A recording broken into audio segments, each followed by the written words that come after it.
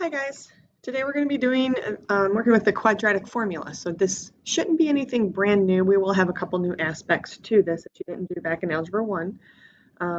Hopefully you watched the little video of what the quadratic formula actually is. If not, maybe go back and watch it, but it's quick, 20 seconds. So the quadratic formula is x equals negative b plus or minus the square root of b squared minus 4ac all over 2a. And in the video, it's they're singing it to Pop Goes the Weasel. So it's kind of cute. A way to kind of help you remember the song. A little bit annoying. All right, so this comes from a quadratic. So a quadratic, remember, is f of x or y or 0 equals ax squared plus bx plus c. So you see where your a, your b, and your c terms come from, or variables, or values. So let's try an example here. First one we're going to try is x squared minus 6x plus 10 is equal to 0. So now I want you to solve on this. Solve for x. Remember, since we have an x squared, we should get two answers for x. Notice a is right there in front of x squared, it's 1. B is in front of x, it's negative 6. And then c is the constant, the number by itself, it's 10. All right, all we're going to do is plug these numbers into the formula. So x equals negative b, b is already negative, so negative 6 becomes a positive 6. Plus or minus, that's what's going to give us our two answers. The square root of b squared minus 4 times a times c. All of it divided by 2 times our a value. Now we just have to simplify. So we've got 6 plus or minus. You can use your calculator, or negative 6 times negative 6 is 36 minus 40. All of this divided by 2. Keep going here. We've got 6 plus or minus. 36 minus 40 is negative 4. Remember, if you have a negative under the radical, that gives us imaginary answers. All of this is still divided by 2. Keep simplifying. I've got 6 plus or minus. The square root of negative 4 is 2i. If you still need help with that, make sure you let me know. Now, instead of writing one big fraction, I'm going to put this over 2 and this over 2. Just kind of break it into my real and my imaginary parts there. 6 divided by 2 is 3, plus or minus. The 2's cancel out, and we've got I. So we have two answers here. So I want to kind of pull this apart so you can really see. Please don't think that 3 is an answer and I is an answer. One of my answers is 3 plus I, and the other one is 3 minus I. So we have two answers, two complex answers. So, kind of tying this back to when we were graphing. If we were to set this equal to y up here and graph it, it wouldn't be wide or narrow, it would open up. And this is telling me that it's not going to cross the x-axis. So it'll be something kind of like this. All right, let's try another one. Great. Second one we're going to do is, get this situated. We're going to solve x squared minus 5x is equal to 7. So first thing we're going to do is actually set this equal to 0. So I'm going to subtract that 7 from both sides. So I've got x squared minus 5x minus 7 equals 0. All right, notice a is, again, 1. B is negative 5. And c is negative 7. Sorry about the blob there. All right, again, we're just going to plug these into the formula. You guys should still have yours at the top of your notes there. So, or, you do need to memorize it, so make sure you know it.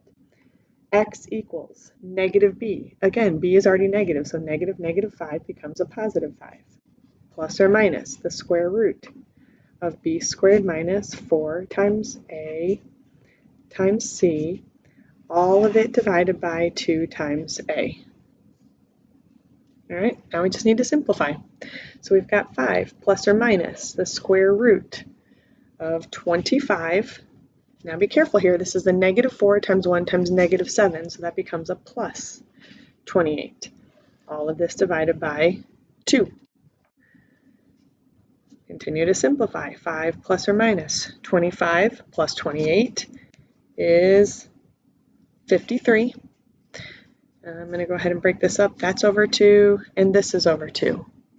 Now, I'm just going to leave this as 5/2. I would try to reduce that radical 53. In this case, I cannot, so I am done. I've got x equals 5/2 plus radical 53 over 2, and I've got x equals 5/2 minus radical 53 over 2. Now, these are real numbers. They're ugly, but they are real numbers. So if you plugged this into your calculator, it would give you a decimal equivalent that you could kind of see where it is on the graph, and same thing with this.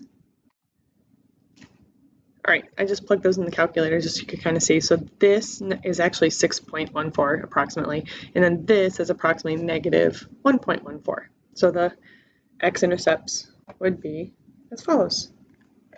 All right, let's try another one. All right, so number 3, let's go ahead and do 16x squared plus 23x equals negative 17x minus 25. All right, so first thing we're going to do is set this equal to 0. So we're going to add 17x to both sides and then add 25 to both sides. Kind of put that over to the side. So my quadratic is 16x squared plus 40x plus 25 is equal to 0. So there's some fun numbers for us to work with. A is in front of x squared, B is in front of x, and then C is by itself.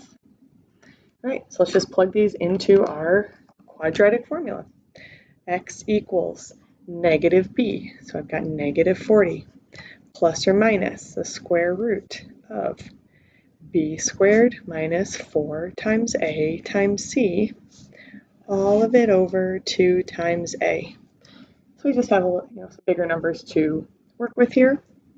So simplify, negative 40 plus or minus, let's see, 40 times 40 is 1600 minus 4 times 16 times 25 is also 1600. All of this divided by 32. All right, so we've got negative 40 plus or minus the square root of 0. So I don't even need that anymore. It's just gone over 32. So really all I have here, and I can break this up a little bit more in case that just looks weird to you, really all I have is, let's say, negative 40 plus 0 over 32, and I've got negative 40 minus 0 over 32. So x equals negative 40 over 32 reduces to negative 5 over 4. And if I look at it like this, I get negative 5 over 4. So I get 2 of the same answers. You don't need to write that twice. But the reason this happens, if we're looking at a parabola, the vertex is actually on the x-axis. So that's why it doesn't cross it twice. All right. In the next video, I'm going to talk about the discriminant. So let's make sure that you watch out. We've got a little bit more to do.